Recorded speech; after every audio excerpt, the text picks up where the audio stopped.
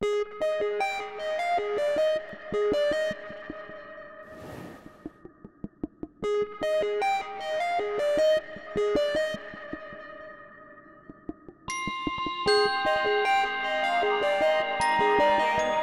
can think outside the bag. On deck today we have a tuna salad recipe that contains noodles, so you don't always have to put tuna on bread. If you don't like tuna, you can use chicken, you can use any other kind of canned fish like salmon. So let's get started. Alright, we have a special sauce that we're using 2 tablespoons of Greek yogurt,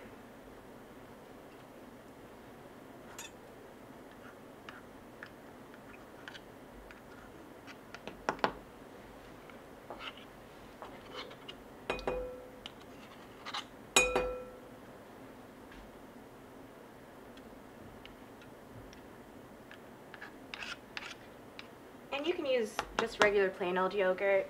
Non-fat variety works well.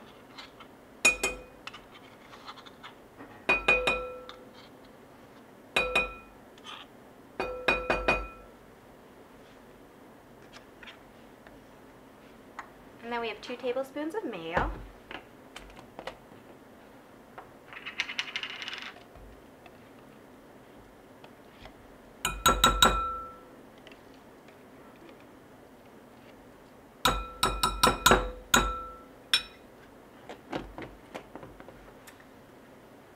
And then we have a 1/4 teaspoon of garlic powder, and then we have salt and pepper to taste.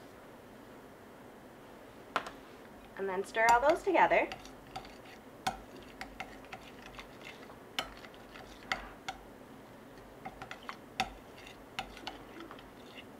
And then add the rest of the ingredients for the recipe. We've got chopped up onions,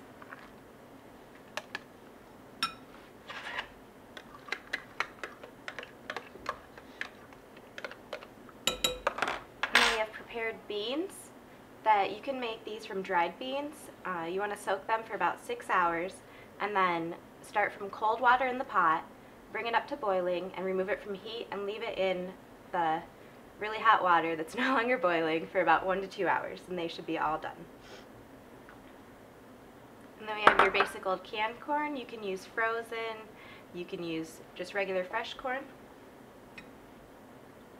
And then we have a can of tuna, and just drain all the liquid off of that before you add it.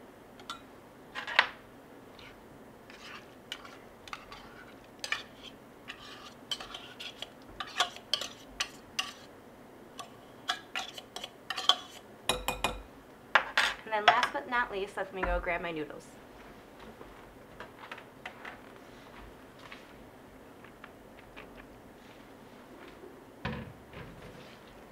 Alright, and then stir to combine.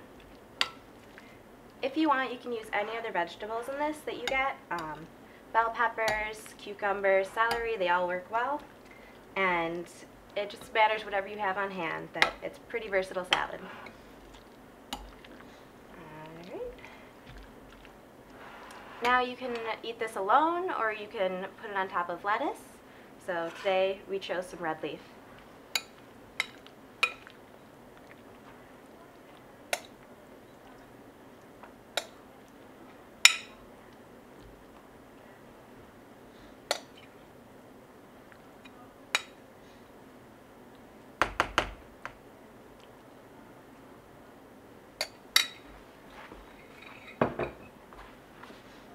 Alright, so this is our tuna salad recipe.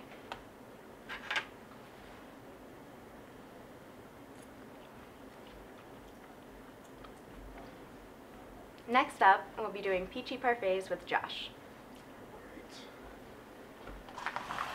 Grab my ingredients back here.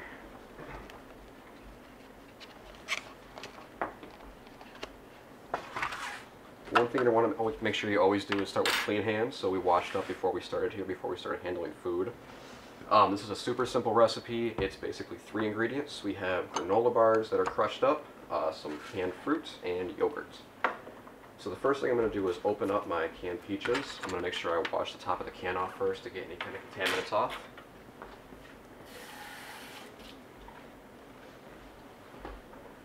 can opener here.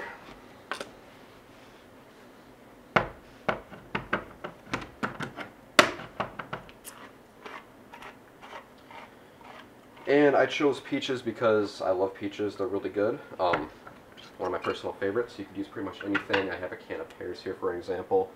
Or if you have even fresh fruit laying around, it's a good way to go too. First thing I'm going to do is add about a tablespoon of this liquid to the yogurt. And we're just going to mix that up. And it's going to kind of add a peachy flavor. And then we're going to design this to work with 2 servings. So I have 2 jars here. My mom told me to never throw away jars. So I have a peanut butter and a sliced olive that we're going to use. It's really convenient because they have screw lids, so if you're on the go, you can kind of throw them in your car or in your bag and take them to work or wherever you're going for the day. And then I'm going to get rid of the rest of this peach juice real quick.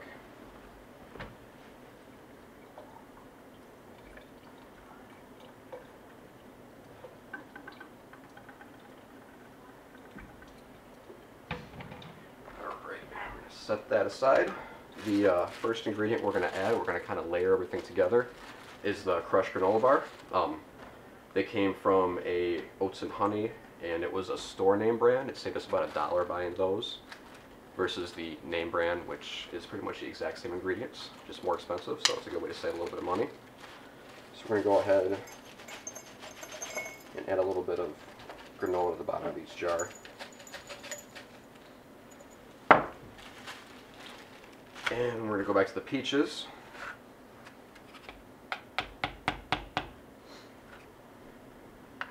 Put a couple peach slices.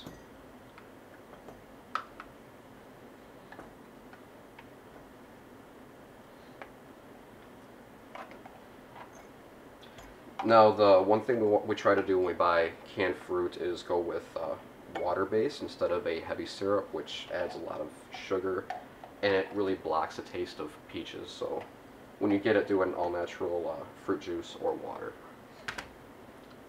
And the next part of our concoction is going to be the yogurt. And we chose Greek yogurt because it's on sale. Really doesn't matter what you like. If you like plain, go with that. Otherwise, any kind of added fruit flavor is really good too in a parfait. Drizzle that over the top.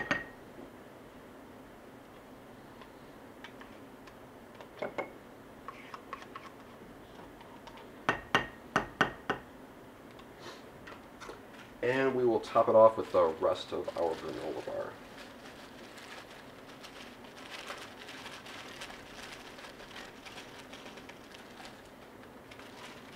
The big challenge is to get them both even, which I didn't quite successfully do, it looks like.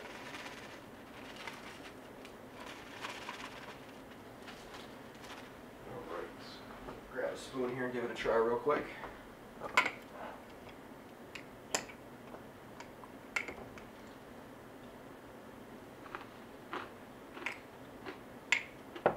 You can really taste the peach flavor in the yogurt that we added.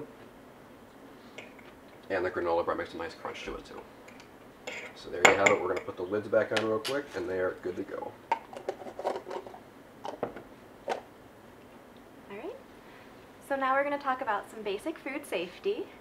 You want to always keep raw meat separate from your fresh produce or even the canned. You don't want to have that cross-contamination, so try to use separate cutting boards, separate knives, and separate cooking utensils. Very important is to wash your hands before you start preparing a meal, especially before and after you're handling the raw meat, and also again after you finish preparing the meal.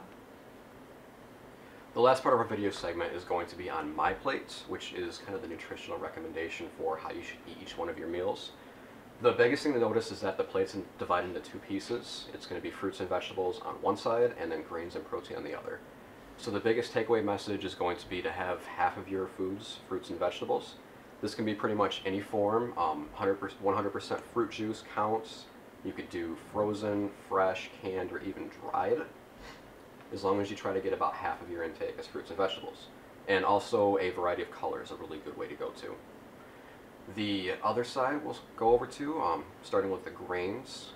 We recommend that half of the grains you eat are whole grains. This can be brown rice, whole wheat bread, whole wheat noodles. And the easiest way to tell if something's whole grain is that manufacturers are really good at advertising this as a health kick. The granola bars we used earlier had a claim that said 19 grams of whole grain per serving, so it's really easy to tell it's whole grain for you. And going down to the protein section, the recommendation for protein is that you're going to want to consume lean versions of it if you're eating animal sources. So that would be like a chicken or a turkey. And fish is a really good source as well. You could even go with non-animal sources of protein, which would be like tofu, or beans and nuts are really good as well. And you want to try to stay away from red meat as much as possible. And then we'll shift over to the dairy section. It's a little bit off the plate. Everyone kind of knows the dairy section as milk.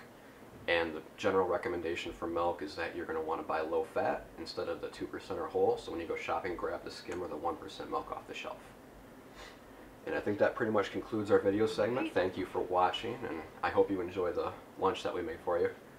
And make sure that if you're on the go with your food, you want to keep it cool. So once you get to your destination, throw it in the refrigerator, or you can make yourself a homemade cooler pack with a plastic baggie and some ice cubes.